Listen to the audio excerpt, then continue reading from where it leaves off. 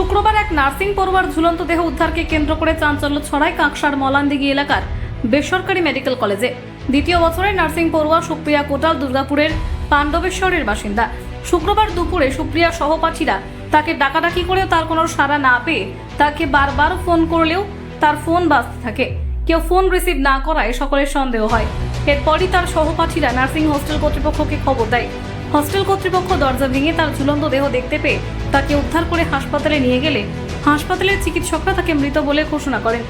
সুপ্রিয়া কোটাল নামের ওই পড়ুয়ার পরিবারকে খবর দেওয়া হলে খবর পেয়ে হাসপাতালে পৌঁছায় তার পরিবার।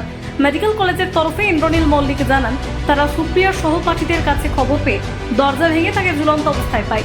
তড়িঘড়ি তাকে উদ্ধার করে হাসপাতালে পাঠানো হয়। তার মৃত্যু হয়েছে দেখে পুলিশকেও পরিবারের সদস্যদের খবর দেওয়া হয়। সেই মতো পরিবারের সদস্যরাও কাঁকসা থানার পুলিশ ঘটনাস্থলে পৌঁছায়। পুলিশ দেহ উদ্ধার করে নিয়ে যায়। পুলিশ জানিয়েছে কি কারণে মৃত্যু তা জানা নেই। ঘটনার তদন্ত শুরু হয়েছে। হস্টেল রুম থেকে পুলিশ সুপ্রিয়ার একাধিক জিনিসপত্র উদ্ধার করেছে। ফোন করে বললো আপনার খুব সিরিয়াস আছে, আইসিইউতে ভর্তি আছে, আপনার তাড়াতাড়ি আসুন। এইটুকু বলে কি বললো? আইসিইউতে ভর্তি আছে, শরীর খারাপ আছে, তাড়াতাড়ি আসুন। কোন কলেজে পড়তো? এই আইকিসুটিতেই পড়তো, সনকাতে। কি নিয়ে পড়াশোনা করতো? Supriya Kotal second year, engineer second year. কখন গেল ফোনটা আপনাদের কাছে? ফোনটাই আপনার 12টা, 12:30টার সময়। কি বললো? বললো যে ওই হঠাৎ শরীর খারাপ, আইসিইউতে ভর্তি আছে, আপনারা আসুন। এইটুকু বলে। আপনার বাড়ি কোথায়? আপনি আর কিছু না। বললো ফোন এসছে তখন বললে যে আপনারা একটু হসপিটালে আসুন, হ্যাঁ আইসিতে আছে, এইটুকুই বলেছে। এসে কি দেখলেন? এসে দেখছি এরকম বিছানাতে পড়ে আছে, মারা গেছে। কি করে মারা গেছে কিছু বলছে? কিছু বলেনি ওরা, তাই তো? আমাদেরকে প্রথমে তো দেখতেই দেয়নি, এখন দেখলাম।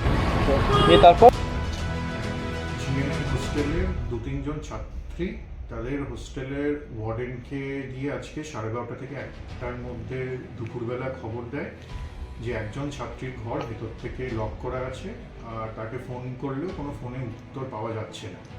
তো তারা তখন দরজা ভেঙে যখন ভেতরে ঢোকেন দেখেন এক ছাত্রী জিএনএম সেকেন্ড ইয়ারের আনরেসপন্সিভ অবস্থায় ফ্লোরে পড়ে আছে। তখন তাকে উদ্ধার করে ইমিডিয়েটলি সনাতন হসপিটালের এমার্জেন্সিতে আনা হয়। এমার্জেন্সিতে এনে উনি ব্রড ডেড ডিক্লেয়ার হন।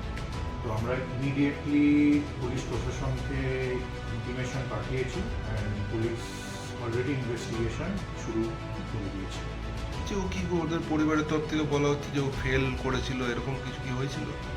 দেখুন, সেরকম আমাদের তরফ থেকে এখন কিছু জানার নেই। সেটা রেজাল্টের অ্যানালিসিস না হলে তো পরীক্ষার রেজাল্টের কিছু ইয়ে না করলে তো আমি জানতে পারবো না, বা তার ইনফরমেশন বার না করলে।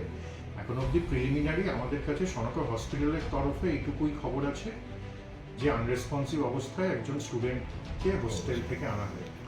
বাকিটা police investigation. We have declared the person as brought dead, unfortunately, and we have informed the police.